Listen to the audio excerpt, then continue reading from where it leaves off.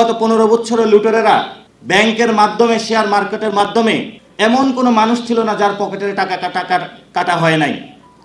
আর এই সকল টাকাগুলা বিভিন্ন বাড়িদারা থেকে শুরু করে দেশের বিভিন্ন জায়গায় তারা লুকিয়ে রেখেছে। আর এগুলার নব্য পাহারাদার সেজেছে বিএনপি।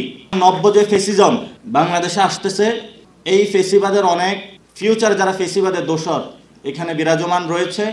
এবং অনেকেই তো তারা চেয়ারে বসে বলছে যে আমি নমিনেশন পেপার কিনতেছি বা কয়েকদিন পরে ইলেকশন করব। আপনাদের এই লোক আমারও খুব পরিচিত লোক, আসাদ ভাই খুবই শ্রদ্ধাভাজন লোক, ওনাকে খুবই আমি শ্রদ্ধা করি।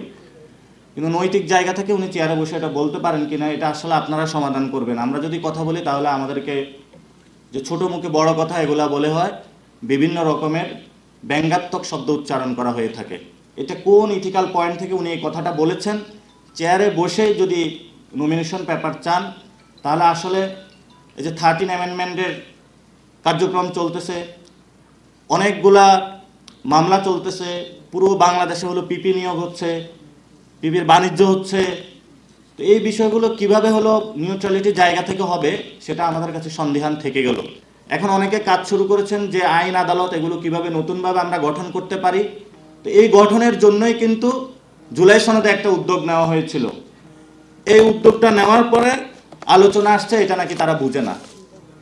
তো আপনি যদি না বুঝেন আপনি রাজনীতি করতে আসছেন কেন?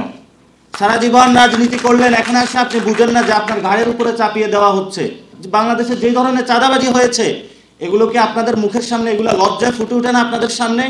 বৃদ্ধ বয়সে এসে আপনি এই ধরনের কথা বলা বাংলাদেশের মানুষকে বৃদ্ধাঙ্গুলি দেখাচ্ছেন আপনারা।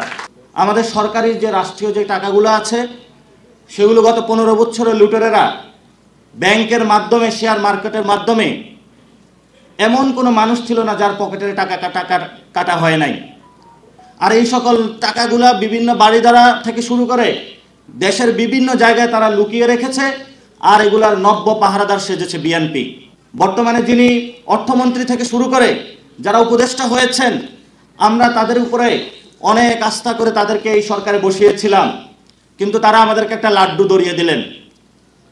আমরা কি আপনাদের উপরে এই আস্থা রেখেছিলাম? যারা সমাজের সিনিয়র সিটিজেন রয়েছেন, আমরা আপনাদের উপর আস্থা রেখেই এখনো চলছি যে আপনাদেরকে আমরা রেসপেক্ট করি। কিন্তু আপনাদের ওই যে আমি বলেছিলাম যে গিলু পরিষ্কার করতে হবে, তা আপনারা এত পড়াশোনা করলেন, এত কিছু করলেন, তো বাংলাদেশের বিরুদ্ধে আপনারা কেন কাজ করতেছেন? এটা খুবই দুঃখজনক ঘটনা। যে আমাদের আন্দোলনের অন্যতম সারথি ছিল আসিফ নজরুল স্যার, তো উনি আইনাঙ্গনে কি উপহার দিয়ে গেলেন?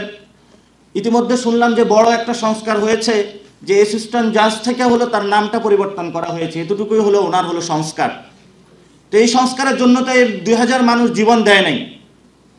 এটা হলো ওনাদের ভাবতে হবে নতুন করে যে আমাদের কিভাবে বাংলাদেশে নতুন একটা সংস্কৃতি নিয়ে আসা যায়, নতুন একটি বন্দোবস্ত নিয়ে আসা যায়।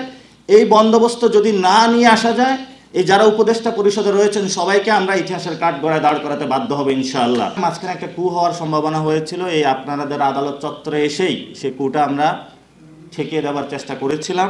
সেখানে অনেকগুলো কথা ছিল যে আমরা আসতে পারি নাকি পারি না, তবে আমাদের আসতে হয়েছিল।